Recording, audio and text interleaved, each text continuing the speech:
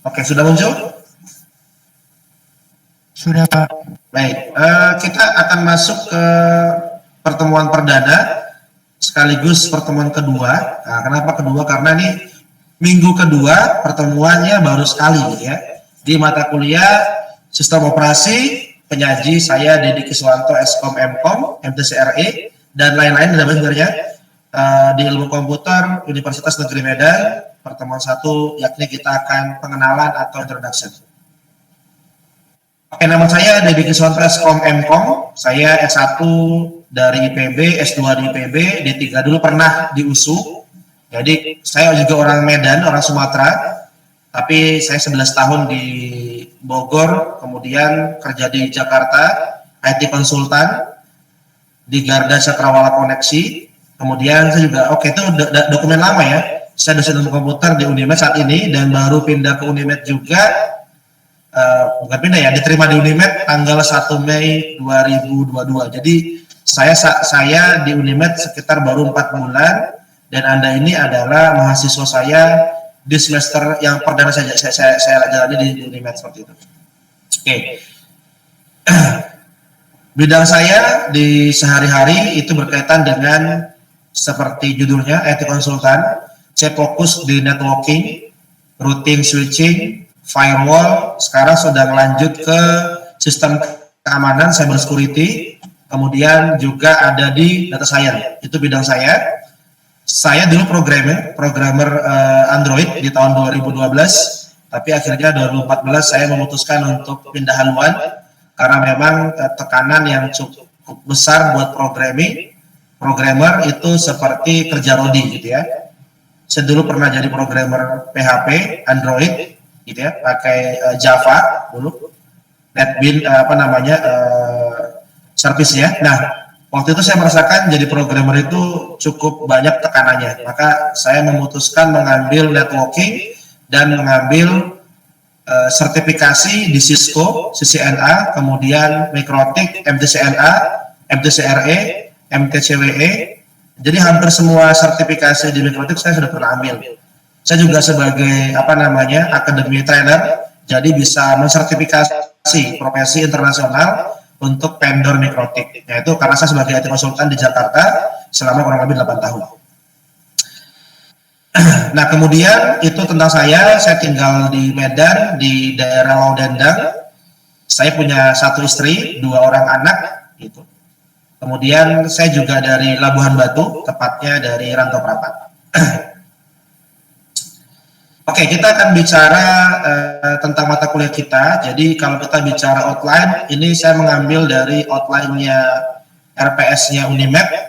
Belum saya ubah sama sekali, meskipun setelah saya lihat secara proposisi materi itu perlu ditingkatkan lagi pendalaman materinya, terutama SO harus bisa menjadi basic atau fondasi untuk bidang-bidang lain.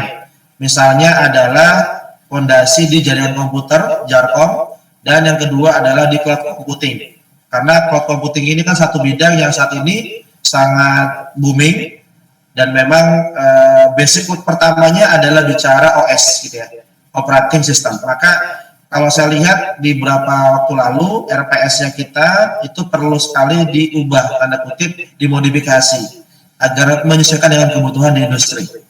Nah, terkait dengan outline saya nggak terlalu banyak masalahkan, nanti kita bisa dinamis, kita akan coba untuk melakukan banyak perubahan sesuai dengan target materi kita akan capai. Nah, deskripsi mata kuliah kita kalau secara RPS itu ngomongin tentang operating system, manajemen proses, memori, manajemen piranti I/O, berarti ngomongin tentang input outputnya, kemudian manajemen berkas, dan di dalam OS itu kita biasanya ngomongin 2, yakni Linux dan juga Windows. Namun kalau saya pribadi, kalau bicara OS ini saya lebih prepare itu dimasukkan atau diperdalam, diarahkannya ke administrasi jaringan. Jadi kita menginstal Linux, kemudian kita menginstal service seperti web server, DNS server, DHCP server, dan lain-lain, yang itu nanti akan sangat terpakai relevan dengan cloud computing di masa depan. Meskipun hari ini mata kuliah cloud computing itu belum disediakan, baik sebagai mata kuliah wajib ataupun mata kuliah pilihan di kampus. Tapi ke depan sepertinya itu harus kita adakan, karena bidang apapun, baik itu nanti sebagai programming, designer, apalagi networking, itu pasti butuh yang namanya cloud, karena semua server kita nanti itu adanya di cloud sehingga harus bidang cloud computing. Kompetensi yang diharapkan yakni Anda mampu menunjukkan pengetahuan dan pemahaman mengenai konsep dasar OS. Nah, itu penting sekali. Kemudian mampu menggunakan konsep dalam pengoperasian. Nah, Anda juga diharapkan mampu merumuskan, menyelesaikan masalah-masalah dasar dalam OS.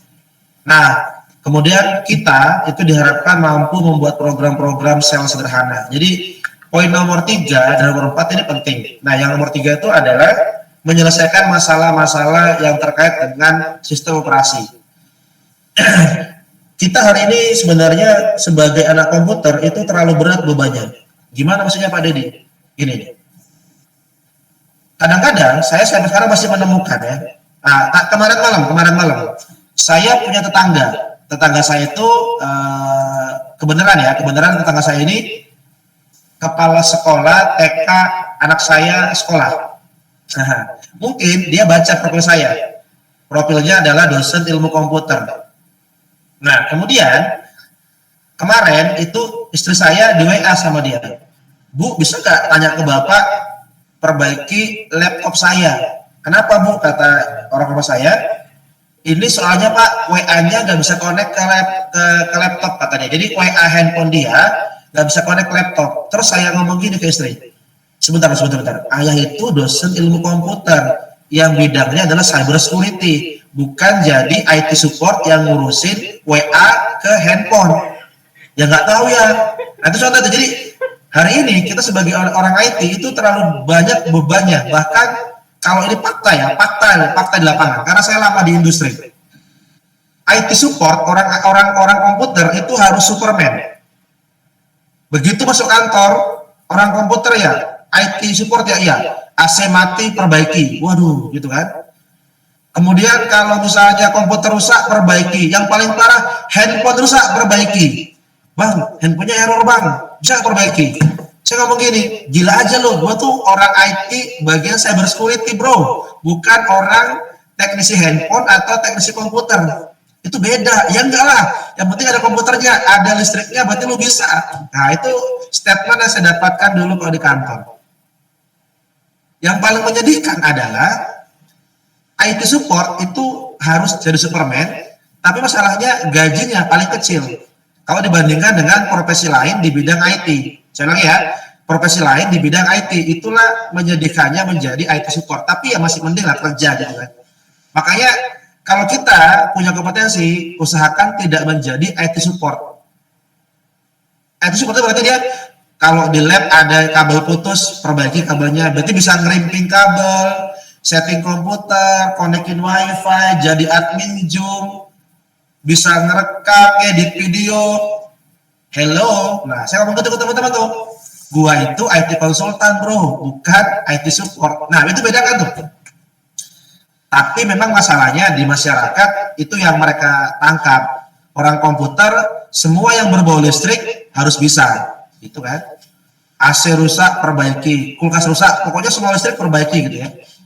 Nah teman-teman mungkin merasa sekarang agak nggak masuk akal, tapi teman-teman nanti akan merasakan kalau sudah kerja dan menjadi IT support. Nah itu dia. Beneran saya dulu juga IT support, jadi tahu banget kerjaan itu capek banget.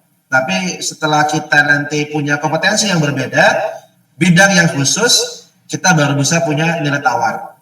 Nah itu adalah tadi berkaitan dengan yang ketiga, yakni kita mampu menyelesaikan problem-problem yang berkaitan dengan sistem operasi. Nah sebenarnya, saya juga seorang pebisnis, distributor laptop dari Batam, dari Singapura, dari Eropa, sampai sekarang masih jalan. Ada hal yang paling menarik yang saya simpulkan gitu ya. 90% masalah komputer itu bisa diselesaikan dengan cara install ulang. Itu dia.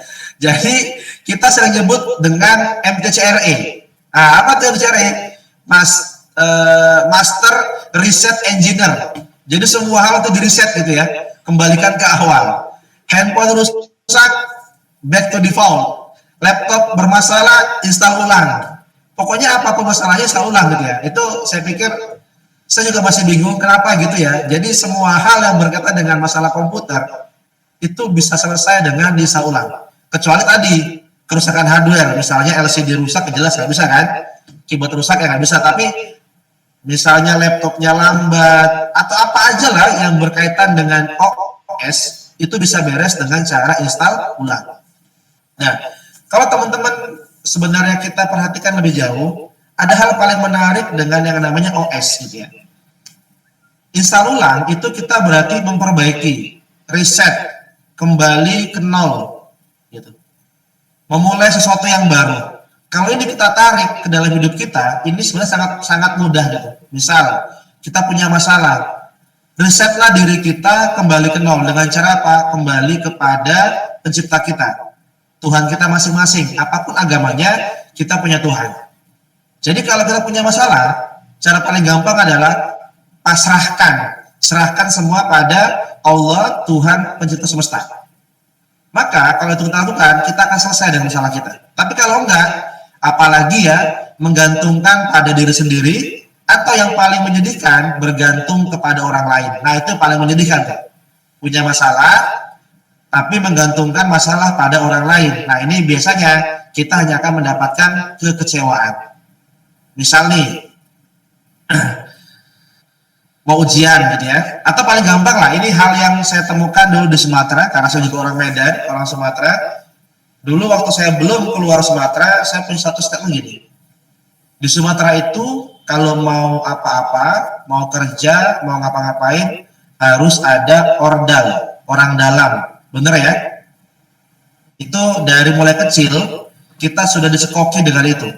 Dari mulai TK tuh, udah dicekoki dengan istilah itu. Kita harus punya orang dalam.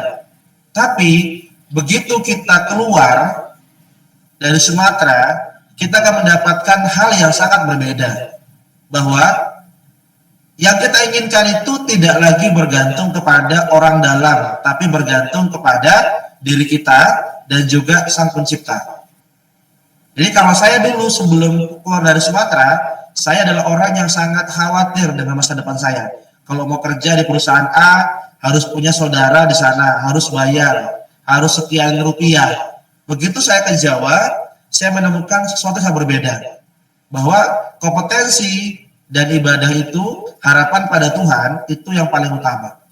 Maka kalau saat ini saya ditanya kemarin, kok bisa Mas Dedi lulus di Unimed? Memang di Unimed ada saudara? Ya nggak ada. Kok bisa? Ya bisa lah, karena kita bicara kompetensi gitu. Nah ini teman-teman harus sudah mulai dipikirkan bahwa jangan bergantung kepada orang lain. Bergantunglah kepada pencipta kita, karena apapun agamanya kita punya Tuhan Allah sebagai zat yang menciptakan kita dan mengabulkan apapun yang kita inginkan. Kalau belum dikabulkan, mungkin itu nggak baik buat kita gitu ya. Saya jadi ingat dulu lucu-lucuan ya kan, waktu mau nikah gini doanya kan, ya Allah semoga dia jodohku ya Allah, kalau enggak ya Allah mohon jadikan dia jodohku. Itu memang maksa Allah itu, kita maksa Tuhan ya. Ya Tuhan semoga dia jadi jodohku, kalau enggak tolong ya Tuhan jadikan dia jodohku. Itu memaksa kehendaknya Allah itu. Kita nggak boleh gitu. Jadi pasrahkan aja apapun hasilnya kepada Tuhan, kepada Allah sebagai pencipta semesta. Karena pada akhirnya kita hanyalah orang manusia hamba yang menjalani takdirnya yang sudah ditetapkan. Kalau dalam Islam disebut dengan takdir di Lauh Mahfuz ya. Saya kurang terlalu hafal kalau di agama lain, tapi buat kami, buat kita di Islam ini ada satu namanya konsep kitab yang sudah kitab yang sudah Allah tuliskan untuk kita. Artinya namanya Lauh Mahfuz. Jadi sesuatu yang menggariskan kapan kita akan dapat rezeki atau dapat jabatan, kapan kita akan meninggal, kapan kita akan dapat jodoh, itu sebenarnya sudah ada. Jadi kita hanya tinggal menjalani aja. Dan saya pikir ini juga akan sama seperti agama lain. Saya yakin ada, namun karena saya fakir ilmu, nggak terlalu paham dengan agama lain, saya yakin juga ada tentang konsep bahwa manusia itu sudah digariskan semua ketentuannya. Nah, kita tinggal menjalani aja prosesnya. Gitu. Nah, back tadi ke OS, jadi kalau ngomongin OS itu, ya teman-teman sebenarnya bisa aja install ulang, itu sudah punya penghasilan sebenarnya. Bisa aja install ulang sudah punya penghasilan. Kalau sekarang ya, karena emang apalagi bisa perbaiki handphone, perbaiki laptop, kita sudah bisa buka toko servis di rumah. Apalagi yang orang Medan ya, di rumahnya buka jasa servis laptop, komputer, handphone. Kalau perlu AC, TV, kulkas semua ya. Enggak, jangan. Kita fokus ke itu aja tuh, ke handphone sama ke laptop gitu. Kalau teman-teman sudah bisa servis itu, saya pikir bisa jadi satu penghasilan tambahan selama teman-teman kuliah. Karena cukup mudah sebenarnya proses mengerjakannya. Hanya tinggal satu, butuh keberanian untuk mengerjakan apa yang tadi akan kita inginkan. Oke, saya teruskan lagi.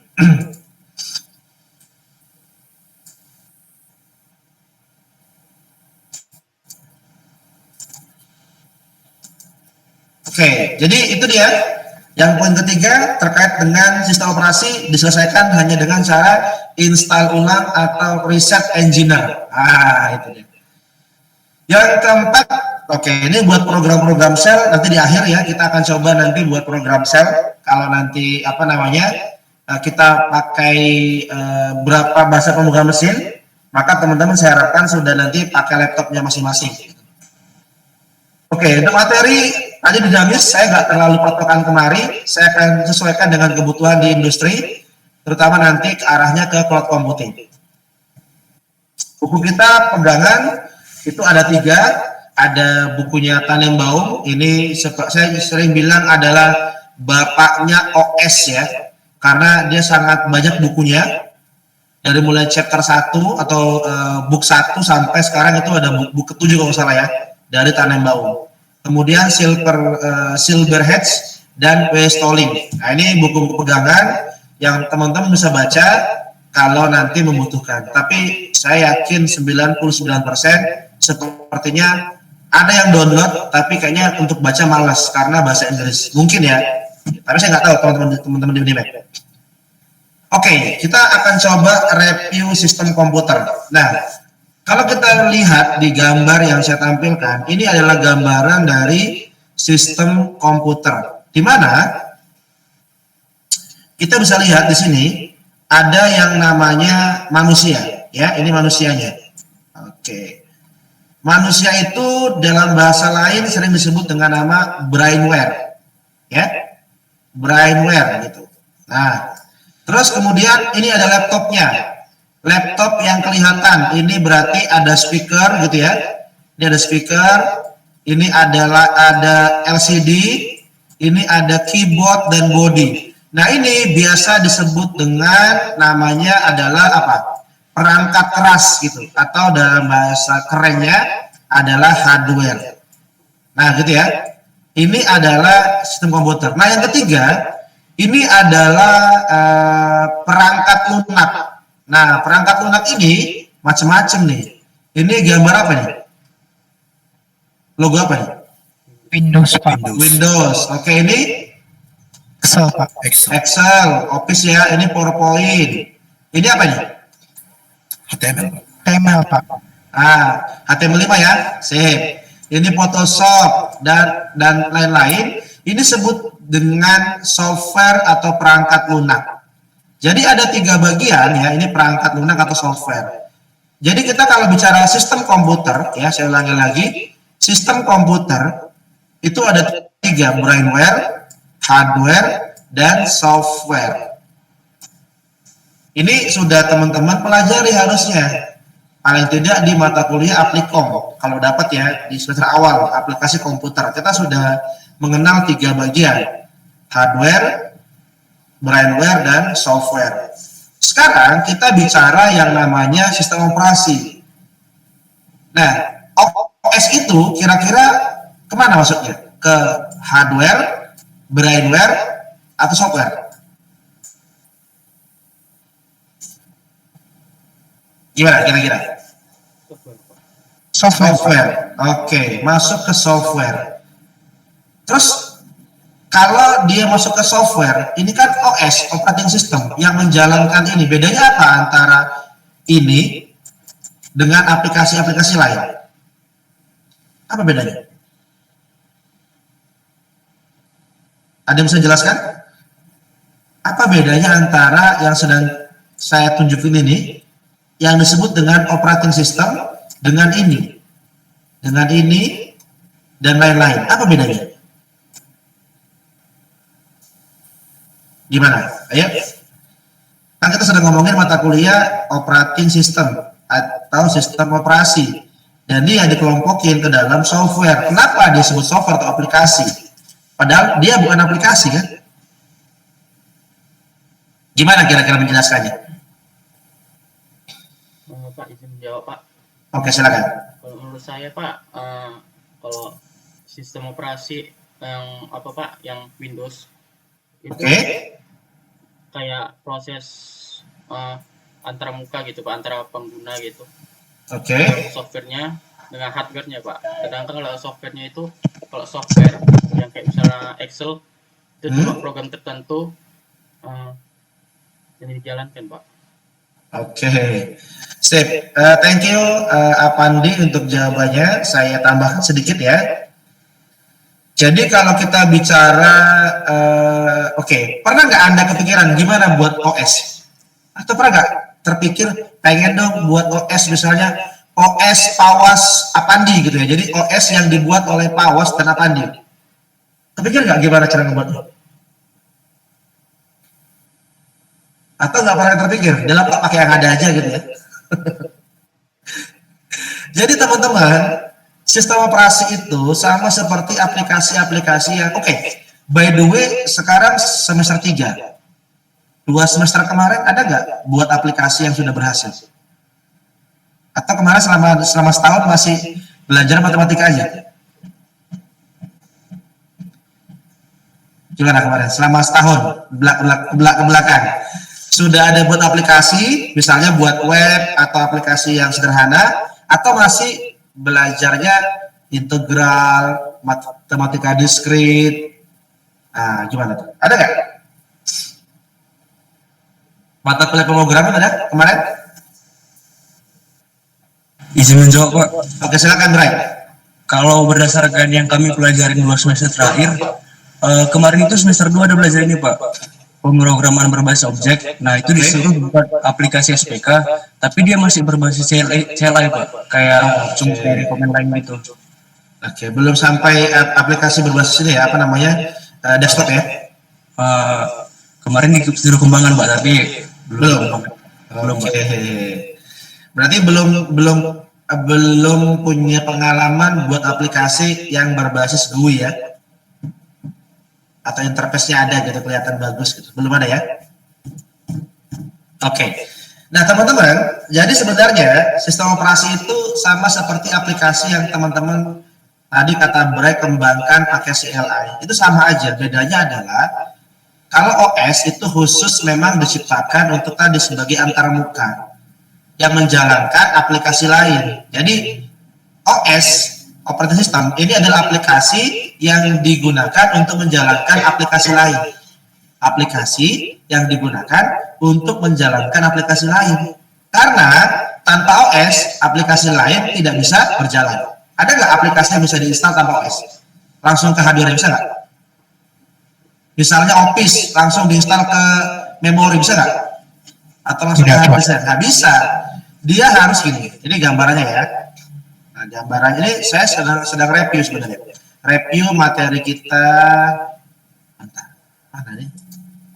Nih papan tulis virtual.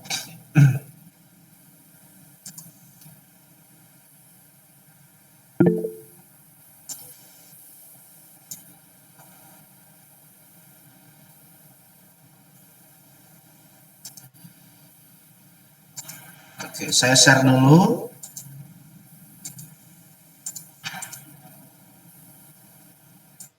Nah, sudah muncul yang saya share? Udah Pak. Oke, jadi kan gitu teman-teman, kalau kita bicara hardware, ini hardware nih, ya. Ini hardware. Ini tadi aplikasi misalnya Office gitu ya.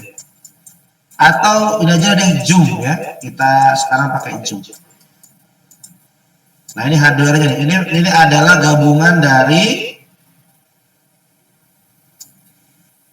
memori, CPU, hard disk, motherboard, dan lain-lain. Bisa nggak Zoom ini langsung diinstal kemarin? Tidak bisa, Pak.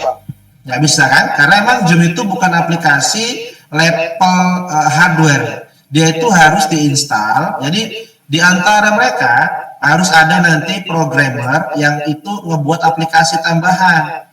Nah, aplikasi itu di sini letaknya. Inilah yang disebut dengan sistem operasi atau operating system OS ya. Nah, ini sebenarnya sama-sama aplikasi. Artinya sama-sama dikembangkan dan dengan menggunakan bahasa pemrograman tergantung dari si pengembangnya. Baru kemudian nanti Zoom-nya diinstal di sini, Office di sini. Jadi nggak ada tuh yang namanya Zoom langsung diinstal di hardware, itu nggak boleh dan nggak bisa.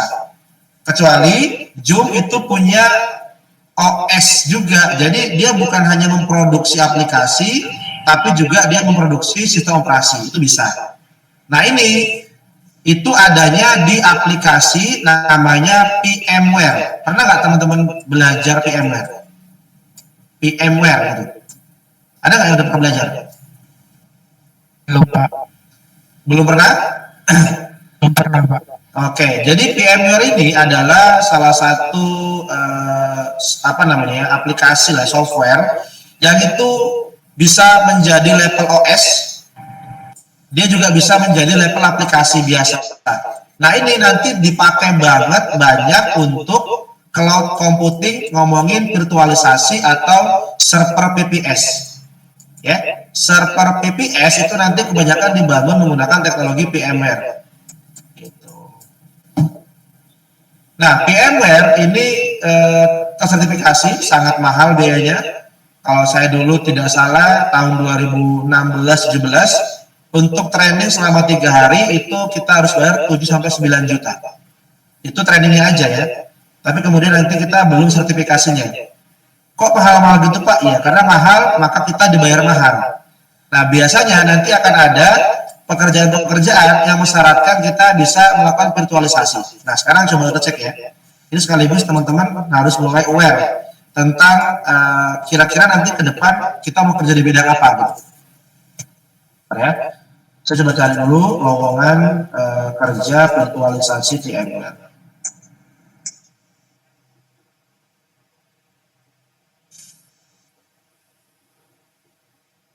Nah ini saya coba share screen ya. Oke.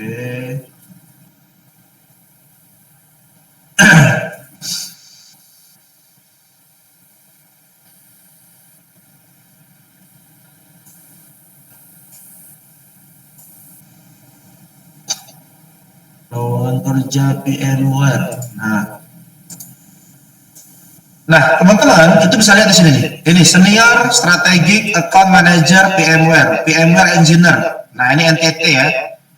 NTT itu perusahaannya, NTT Ltd. Ini Enterprise Jakarta VMware Senior Territory Manager VMware, Technical Customer Success Manager si VMware. Jadi ada banyak pekerjaan yang dia spesifik. Jadi tidak ada lagi nanti teman-teman tuh melamar pekerjaan gini. Apa yang Anda kuasai? Saya Pak bisa ngetik komputer, saya bisa Pak internetan. Hanya itu, iya. Terus Anda mau ngelamar jadi seorang pekerja bidang IT, itu sama aja Anda bunuh diri. Nah kita harus punya spesifikasi kemampuan yang memang kita tonjolkan. Nah ini contohnya VMware Engineer.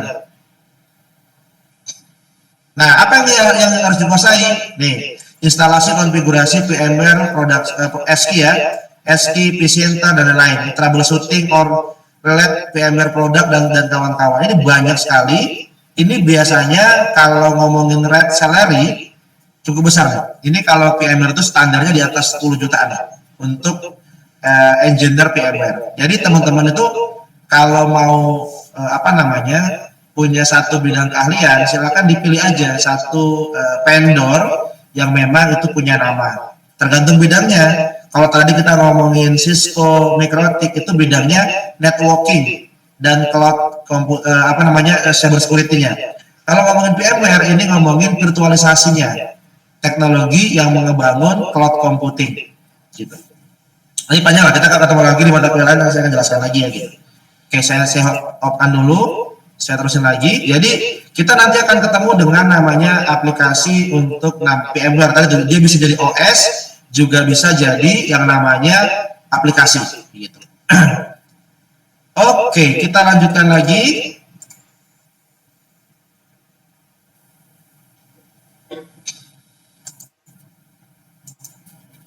Nah ini dia. Jadi kita sedang ngomongin bagian yang ketiga, yakni software. Software yang terdiri dari operating system dan aplikasi. Tapi kita fokusnya ke operating system. Nah, apa itu operating system? Nah, kalau dalam bahasa teoritisnya, perangkat lunak yang mengelola seluruh sumber daya yang terdapat pada sistem komputer dan menyediakan sekumpulan layanan. Nah, yang disebut dengan namanya sistem call. Inilah yang nanti menjalankan aplikasi yang disebut dengan sistem call.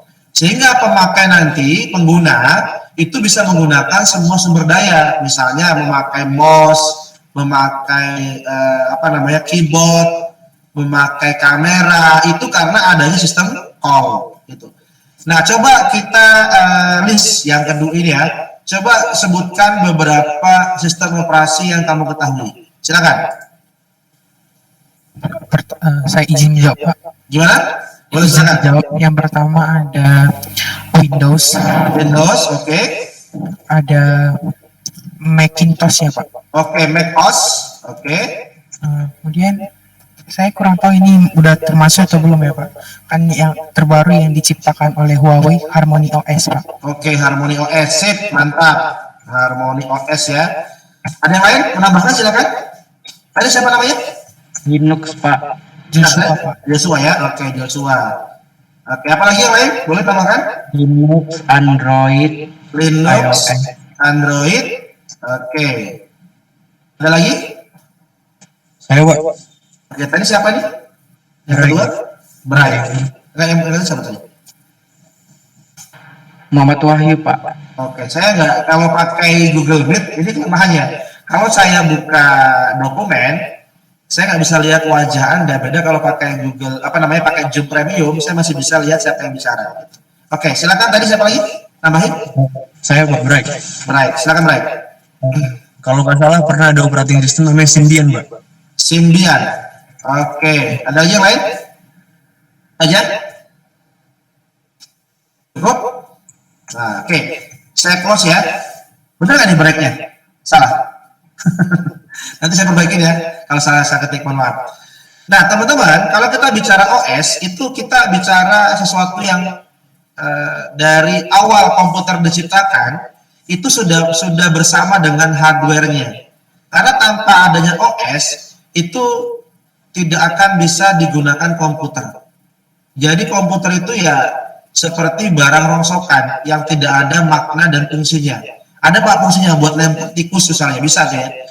Misalnya ada casing gitu ya, nggak kepake, udah rusak, bisa Pak buat lempar binatang, itu bisa gitu ya. Tapi kalau kita bicara fungsi utamanya untuk dioperasikan, kalau tanpa OS artinya ini nggak bisa dipakai. Jadi sejak awal komputer diciptakan, OS juga diciptakan. Kira-kira apa nih OS yang pertama kali ada di dunia? Ada yang tahu? OS yang pertama kali ada apa? Kira-kira?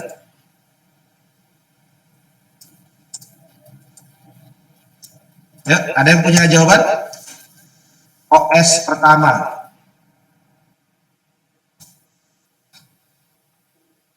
Wah, kayaknya perlu ini lagi nih ya, lagi baca-baca Pak, lagi baca-baca apa namanya? Baca-baca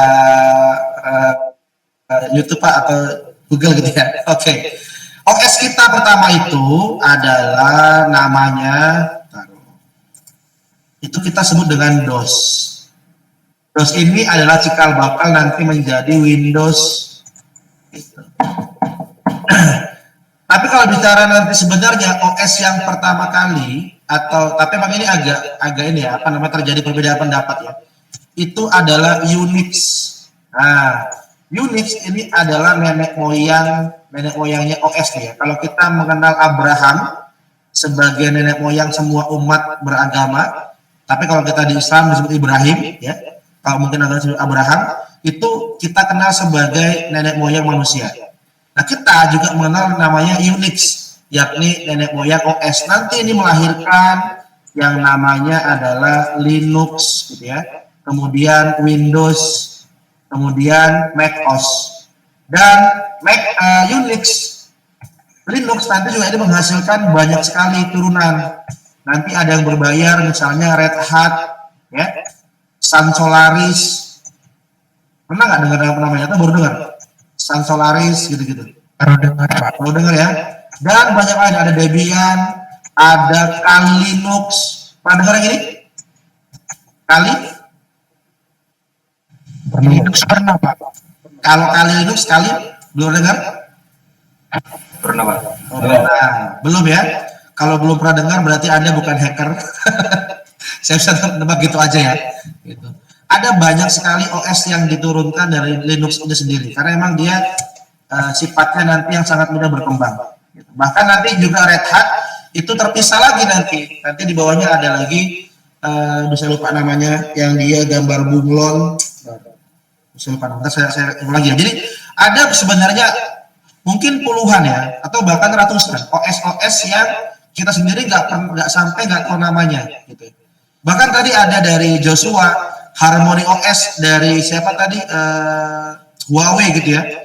Apakah itu OS? Ya, saya sebut itu OS gitu. Sebenarnya ini adalah salah satu strategi Cina ya. Cina untuk apa? Lepas dari jajahan teknologinya Amerika dan kawan-kawan.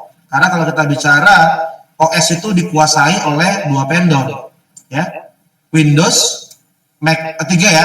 Windows, macOS, punyanya iPhone, MacBook dan lain-lain, serta punyanya Linux. Ini adalah tiga vendor yang menguasai dunia dan tiga-tiganya kebenaran itu dimiliki oleh Amerika sebagai penemunya gitu. Makanya agak nggak mustahil kalau Cina akhirnya punya OS namanya Harmony gitu. Sebenarnya Indonesia juga punya banyak OS yang khusus di-create oleh orang Indonesia. Kalau pernah dengar namanya Blank On, pernah dengar? Blank On, OS Garuda, pernah dengar nggak? Apa pakai itu? Belum pernah? Belum. Blank On, OS Garuda, ada banyak sekali OS ini, tapi memang dikembangkan dari Linux. Nah, itu dia. Jadi Linux ini karena dia open source, itu nanti bisa dikembangkan menjadi banyak versi turunan. Maka tadi, kalau teman-teman mau buat skripsi, ya bisa jadi mungkin nanti skripsinya adalah membuat OS sendiri. Tapi memang ya kerjanya dua kali karena tentu lebih sulit ya dibandingkan dengan sekedar misalnya buat SPK, itu mudah banget gitu. Oke, itu tentang OS sendiri. Jadi ada banyak sebenarnya turunan-turunan dari OS yang kita pakai hari ini. Ini kita belum ngomongin yang versi mobile. Ada yang ini Symbian ya. Android itu ada mobile. Tapi ternyata ini juga nanti punya sendiri klasternya ya. Ada sendiri klasternya. Cluster OS yang khusus untuk mobile gitu. Karena beda nanti antara OS mobile dengan OS yang memang dia dipakai untuk PC desktop atau standalone. Nah, sekarang coba lihat di sini. Overview sistem operasi. Nah, kita coba cari tahu nih mana yang sistem operasi, mana yang bukan. Ini sekaligus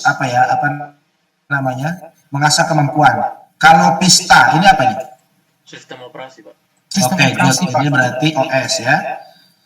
Internet Explorer. Software Pak. Software, oke. Lebih tepatnya sebutnya aplikasi ya. Benar nggak? Kan kalau software tadi kita bagi dua, ada OS dan ada aplikasi kan? Gitu. Kalau Dota? Aplikasi Pak. Aplikasi Pak. Sebentar ya. Nggak ada lihat. Coba WA aja. Ya. Oke. Dota gimana Dota? aplikasi Pak. Aplikasi ya. Kalau ada yang bilang OS bahaya juga ya. Oke. Ragnarok ada nggak? Aplikasi Pak. Aplikasi. Obada. Oke, aplikasi Pak. Aplikasi itu bukan? Nah ini apa namanya adalah salah satu, sebentar, ini kalau nggak salah ini Obada itu salah satu OS kalau nggak salah ini. Saya pernah dengar nama Obada itu salah satu sistem operasi. Ya, CentOS, gimana CentOS? Baru dengar? CentOS ini juga salah satu sistem operasi. CentOS ini punyanya Red Hat, ya, punyanya Red Hat ini, CentOS ini. Ini juga kalau nggak salah sistem operasi, tapi ini bisa dicek lagi ya, saya agak lupa. Nah, kemudian kalau kita lihat Google Chrome, ini apa nih? Aplikasi Pak. Aplikasi. Oke, kalau sekarang pernah nggak dengar OS Chrome? Pernah, Pak.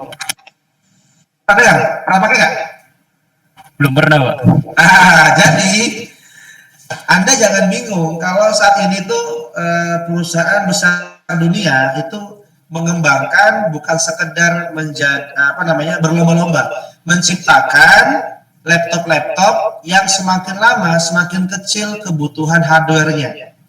Yang diperbesar adalah servernya. Makanya cloud computing ke depan itu bakal terus berkembang.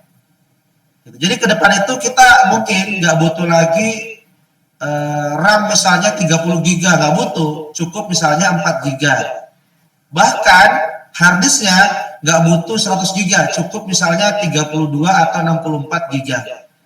OS-nya tentu bukan menggunakan OS yang model lama, karena Windows, Linux itu model lama. Kita harus meng-create OS yang itu sama seperti handphone kita. Jadi versi mobile, tapi nanti bisa diinstal di versi desktop. Maka Google Chrome itu menginisiasi pembuatan OS yang disebut dengan OS Chrome. Dia hanya butuh sekitar kalau nggak salah 16 megabit untuk menjalankan sistem operasi. Bayangin kamu, 16 giga untuk menjalankan sistem operasi. Padahal kalau kita install Windows 10 butuh berapa giga minimal? Windows 10. Ada yang tahu? Kalau kita install Windows 10 butuh berapa giga minimal? 8 itu kalau kita install Linux, Windows 10. 20, Pak.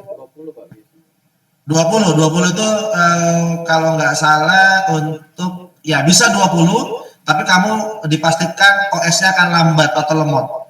Karena gini, kalau data cek kita sedikit kemudian itu sudah mau penuh, itu memperlambat proses kinerja dari OS. Nanti kita akan pelajari di manajemen proses. Ada namanya adalah memori virtual. Memori virtual itu diambil dari sisa harddisk yang nggak digunakan. Nah itu adalah adalah salah satu pentingnya data cek kita kalau di Windows itu harus punya space yang luas. Space-nya belum dipakai. Jadi kalau teman-teman sekarang laptopnya lemot, diklik itu lama, yang pertama coba cek jangan-jangan data cek-nya itu penuh. Gitu. Idealnya Windows 10 itu butuh 40 GB itu minimal. Bayangkan tadi OS Chrome hanya butuh 16 GB, jauh sekali. Secara performa tentu berbeda, lebih nyaman menggunakan Windows. Tapi kalau sudah ngomongin cloud computing untuk remote server, kita lebih nyaman menggunakan OS Chrome, gitu ya. Jadi Chrome itu sekarang sudah mulai merambah ke sistem operasi. Kalau ini berarti di aplikasi aja sebenarnya. Ini aplikasi. Kalau Unix sama Unix. Oke, sistem operasi. Word, aplikasi. Symbian, Sistem operasi Pak. oke. Android, iOS, operasi. Macintosh juga sama. Nah, ini mungkin agak jarang dengar. JAT itu apa? Baru dengar. Ini juga salah satu jenis dari sistem operasi. Gitu. Mozilla ini aplikasi ya. Nah, kalau Solaris, ayo Solaris apa? Tadi saya sebut Sun Solaris. Nih, Sistem operasi ya sistem Pak. operasi ya, sistem operasi karena dia Sun Solaris. Gitu. Kalau Notepad aplikasi ya. Kalau Anda bilang OS kelewatan. Nah, RIM ini juga salah satu dari OS, Linux itu adalah OS, Lion adalah OS, kemudian Sol Leopard juga OS, Haiku juga OS. Kalau SAP apa nih? Aplikasi atau apa nih? Kalau SAP ini adalah apa? Merek dagang ya. Merek dagang, sama kayak apa Samsung ya? Itu juga merek dagang. Tapi memang ke depan apakah nanti SAP juga punya OS? Ya mungkin gitu ya. Atau juga Samsung akan mengembangkan OS juga mungkin juga sama. Oke, tadi overview dari OS. Sekarang kita coba lihat nih. Kita main dulu sejarahnya, sejarah OS, ini sejarah komputer ya. Dari mulai tahun 45 sampai 1955. Saat Indonesia itu baru merdeka, ternyata dunia sudah memulai yang namanya komputer generasi pertama atau komputer tabung ya. Kemudian masuk generasi kedua tahun 1955 sampai 65. Nah, ini saat Indonesia baru mulai menuju pengembangan proses bernegara, nanti di mana ada gerakan G30 SPKI yang pertama gitu ya. Ternyata dunia sudah mulai ngomongin riset penggunaan komputer generasi kedua. Wah, jauh banget nih dengan kita. Nah, Gen 3 1965 sampai 1980 ini saat Indonesia sudah mulai masuk perkembangan. Nah, dunia sudah masuk generasi ketiga untuk penciptaan komputer. Saat masuk tahun 2000, nah, kita sudah masuk ke namanya generasi keempat. Nah, baru mulai sekarang generasi kelima dari tahun 2000 sampai hari ini muncul nano komputer yang ada di telepon. Bahkan sekarang kalau kita lihat misalnya seperti Google Glass gitu ya, atau misalnya yang lain-lain yang itu semuanya sudah nano partikel ya, nano komputer kecil yang itu ditanam pada chip-chip yang bisa digunakan oleh manusia. Jadi perkembangannya sangat cepat sekali terkait dengan generasi kelima begitu. Oke. Karena sudah pukul 10, hari ini kita cukupkan sampai di sini. Sudah kita preview. Ada tugas dari saya, teman-teman silakan berdiskusi, artinya tugas mandiri. Silakan dipilih teman kelompoknya, boleh, tapi agar memang masing-masing enaknya masing-masing aja ya, karena kalau misalnya berkelompok nanti juga agak ribet upload ke LMS. Masing-masing saja tugasnya ngapain gitu ya. Tugasnya silakan nanti teman-teman cari satu OS ya, satu OS di antara sekian banyak yang tersedia. Tapi kemudian jangan lupa namanya apa. Misalnya namanya tadi adalah CentOS gitu ya. Nah, kemudian versi terbarunya apa gitu ya. Atau misalnya kita pilih Linux juga boleh. Kemudian versi terbarunya apa? Misalnya Linux misalnya 2024 misalnya apa 2023 gitu ya, setelah. Nah, versi yang sebelumnya itu apa gitu. Kemudian berjalan di mana nih? Nah, misalnya berjalan pada mobile, berarti handphone, atau misalnya berjalan pada PC standalone, berarti laptop yang kita pakai, atau pada server. Nah, itu dia. Karena OS server juga berbeda. Karena kalau teman-teman nanti belajar install OS, itu ada OS desktop, ada OS server. Saya tunjukin ya. Saya begini nih. Oke.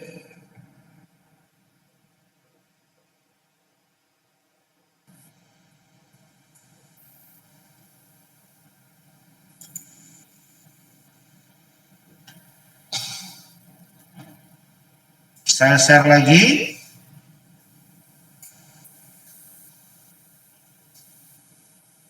dulu ya tampilan. Nah, teman-teman coba lihat di sini, saya sekarang tunjukin. Nah ini, teman-teman, itu ada Ubuntu ya. Ubuntu ini juga salah satu pengembangan dari Linux. Dia ada Ubuntu desktop, berarti ini untuk laptop kita. Ubuntu server berarti yang dipakai oleh data center nih. The most popular server Linux in the cloud. Nah, jadi kalau teman-teman tertarik dengan dunia cloud computing, Google Cloud, AWS Cloud, Alibaba Cloud, Azure dan lain kawan-kawan, mau tidak mau kita harus mempelajari server Linux ya, Ubuntu misalnya. Nah, ini adanya di Ubuntu server berjalannya. Atau juga ada nanti Ubuntu untuk IoT ya, Raspberry Pi, Intel IoT platform, Intel NUC dan lain-lain, ini juga dikembangkan oleh Ubuntu. Jadi berbeda nanti beratnya, kecepatannya, performanya itu berbeda antara desktop, server, IoT, dan ada juga Ubuntu untuk cloud. Oke? Jadi itu terkait dengan pertanyaan yang keempat ya. Berjalannya di mana? Di mobile, standalone, di server atau di IoT dan sebagainya. Nah, apakah dia berlisensi? Misalnya mereknya apa? Misalnya tadi punyanya apa tadi? Bisa punya Ubuntu gitu ya. Kemudian kita buat free. Karena kenapa? Karena memang dia open source. Gitu. Oke, kira-kira bisa dipahami dengan baik?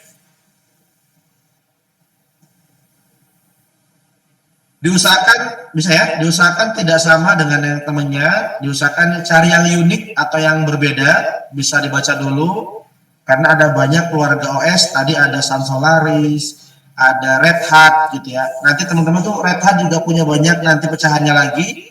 Jadi mereka juga tidak hanya seperti Windows.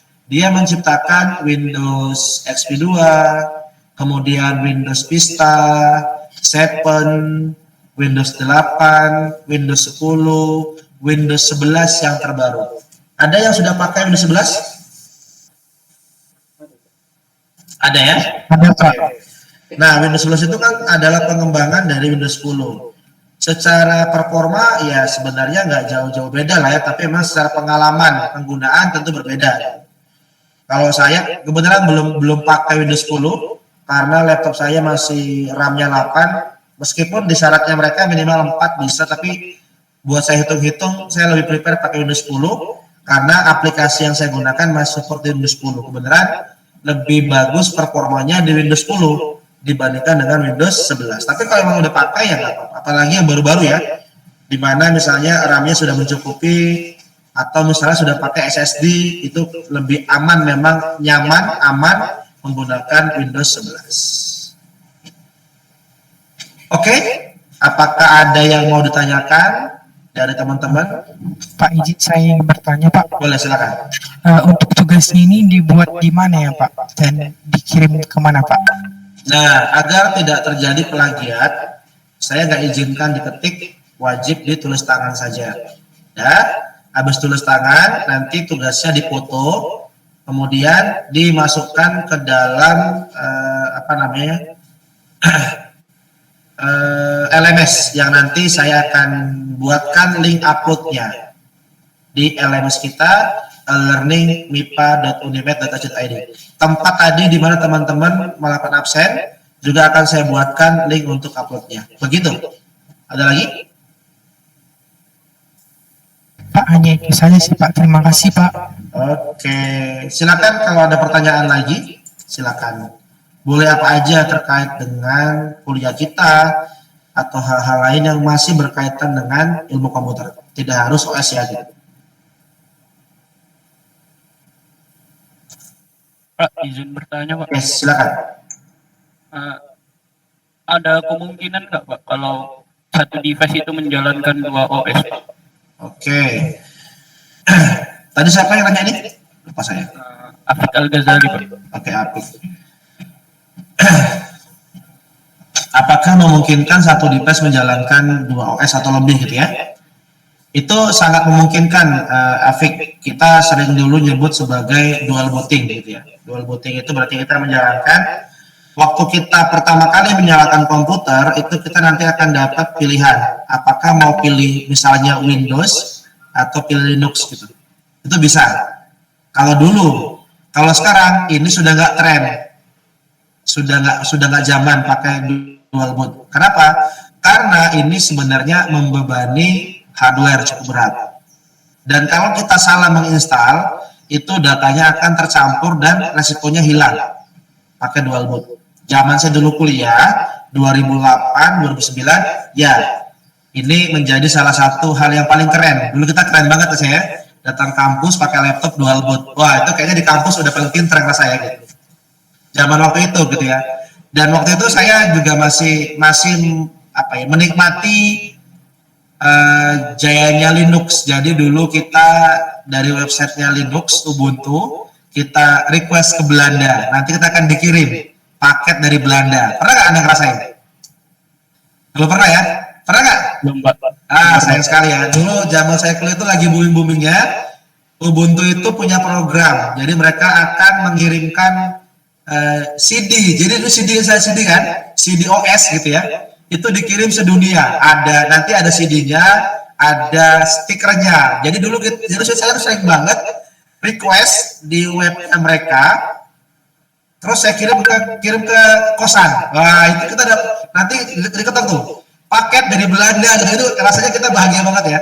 Zaman itu belum booming yang namanya belanja online 2009, tapi kita dikirim paket dari Belanda. Jadi kita ngerasa paling pinter di kosan.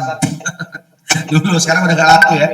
Jadi kita dikirim paket dari Belanda langsung, itu ada OS-nya, ada stikernya, dan kalau beruntung ada bajunya.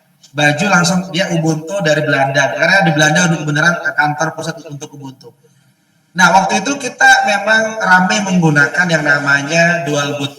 Tadi yang seperti kamu tanyakan, Windows dengan Ubuntu. Tapi resikonya kalau salah install, itu data hilang semua. Nah, itu dulu ya. Kalau sekarang ini sudah nggak terpakai lagi. Kita sekarang sudah ramai menggunakan konsep yang namanya virtualisasi tadi, Afik. Virtualisasi ini kita menginstal laptop virtual di dalam laptop kita. Kita bisa menjalankan bukan cuma satu, tapi mungkin puluhan bahkan ratusan OS yang berdiri sendiri, tidak mengganggu data kita. Bisa dipakai dua-duanya bersamaan atau bahkan tiga-tiganya, dengan catatan OS hardware kita itu kuat menjalankannya. Nah, itulah sebagai dasar teknologi cloud computing. Sebuah server yang disewakan secara online dan itu virtual. Yang tadi saya tunjukin, salah satunya adalah VMware. Itu adalah salah satu teknologi untuk melakukan virtualisasi yang berbayar mahal. Gitu. Jadi sekarang udah nggak terlalu booming pakai dual boot. Apa ada yang free, Pak? Ada yang free. Pernah nggak teman-teman belajar atau menggunakan VirtualBox? Belum pernah? Belum pernah pakai? Belum, Pak. Waduh, Anda ini kayaknya belum banyak main ya. Itulah kebanyakan di rumah, nongkrong, kebanyakan nggak baca buku nih, jadi nggak update teknologi. Teman-teman kita udah kemana-mana tahu nih, udah main ke cloud computing, udah main ke DevOps kemana-mana, kita aja VirtualBox belum pakai, ya, itu bahaya ya. Nah, yang mana Pak VirtualBox nih saya tunjukin? Ini saya sering pakai untuk simulasi kalau saya, sekaligus sharing ya. Kebetulan saya instruktur cybersecurity nasional dari Jawa Barat, sampai sekarang masih berjalan. Saya sering sering tindakan pentest atau hacking online. Itu kita tadi menjalankan OS namanya Kali Linux gitu. Nah, itu kita nggak perlu menjalankan langsung di laptop sendiri atau dual boot. Ngapain? Kita bisa jalankan menggunakan VirtualBox yang versi gratisan. Yang mana Pak VirtualBox ini saya buka ya? VirtualBox ini saya buka nih. Nah, sudah muncul yang saya share layarnya?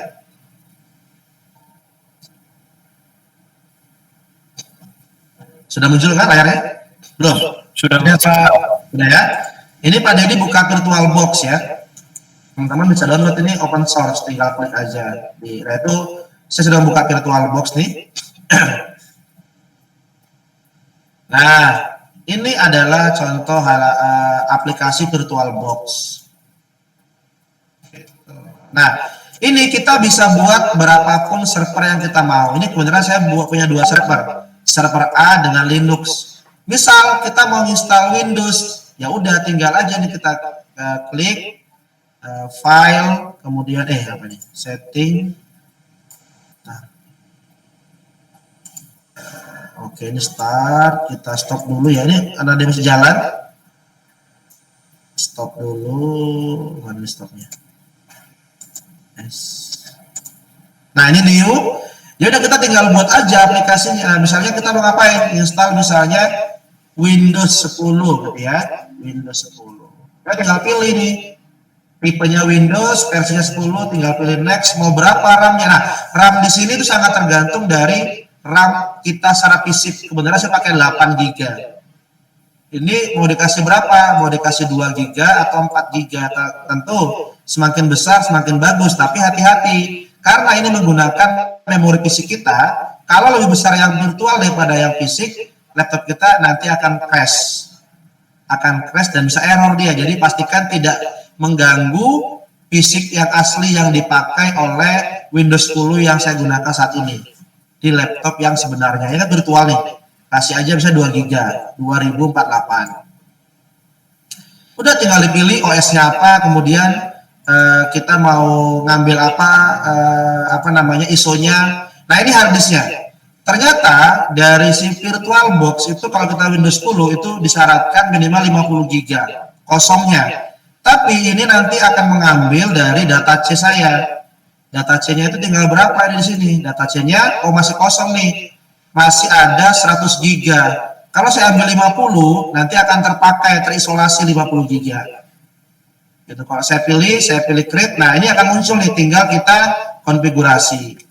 Nah, untuk detailnya teman-teman nanti bisa cari sendiri aja gimana cara menginstal di VirtualBox. Tentunya Anda juga harus punya ISO dari Windows 10 untuk diinstal. Kalau sudah, tinggal di start yang ini. Kalau di start ini sama seperti kita menjalankan OS ini ya. Saya lupa nih passwordnya apa dalam yang saya pakai. Kalau saya jalankan, ini sama seperti saya menjalankan Linux di dalam Windows. Bisa dipakai untuk semuanya, banyak hal. Ada termasuk kita bisa melakukan tindakan hacking tadi ya, pakai misalnya Linux. Nah, ini sedang proses menjalankan.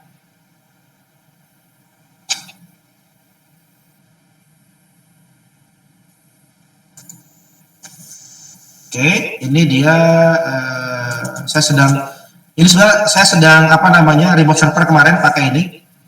Jadi ini ya seperti biasa aja kalau kita bicara Linux, nah gitu. Nah, oke.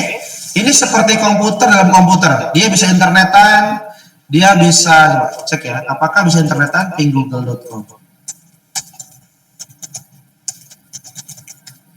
Kalau nggak bisa, ini harus setting lagi. Pertama setting pada bagian IP-nya atau DNS-nya. Ini sedang ping Google ya. Oke, kayaknya lama dia nggak bisa. Kalau nggak bisa, coba kita cek dulu di mana dia. Nah, result-nya kita tambahkan udah 88 sih sebenarnya.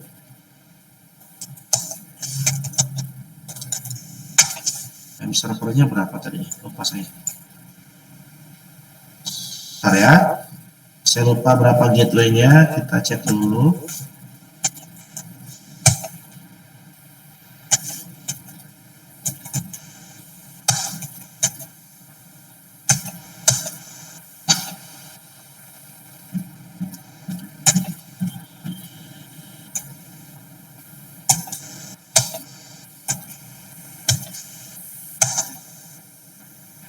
If config kita set dulu ya. Ini konfigurasi IP address-nya. If config. Ini IP-nya adalah 10.10.11. Ini 11. Saya lupa, harus ngecek lagi berapa gateway-nya untuk dia bisa ping ke internet. Jadi ini sebenarnya adalah saya sedang menjalankan server. Servernya pakai Ubuntu server. Kalau nggak salah 2020. Tapi emang saya jalankan dalam bentuk VirtualBox. Jadi nggak perlu menjalankan dual boot seperti yang teknologi yang lama. Begitu, siapa tadi? Arif ya, semoga bisa menjawab. Baik Pak, terima kasih Pak. Oke, ada lagi?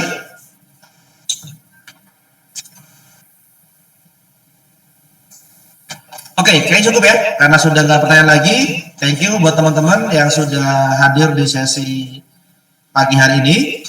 Kita ketemu lagi minggu depan. Tugasnya akan saya create waktunya sampai pukul 11 hari ini. Jadi pastikan diupload lebih pukul 11, saya anggap terlambat dan tidak menimbulkan tugas. Ya, ditulis tangan di kertas, kemudian nanti difoto, pindahkan ke dokumen kalau perlu ke PDF-in, baru Anda upload ke dalam LMS yang sudah akan saya create sekarang. Oke, sekian dari saya. Sekarang tugas mandiri sampai 10.30 agar menghemat kuota, kita akhiri aja kelasnya, namun tetap berjalan yakni penugasan mandiri ya sampai 10.30. Kita akhiri dengan membaca hamdalah bersama. Alhamdulillahirabbil alamin. Sekian dari saya, sampai ketemu lagi. Assalamualaikum warahmatullahi wabarakatuh.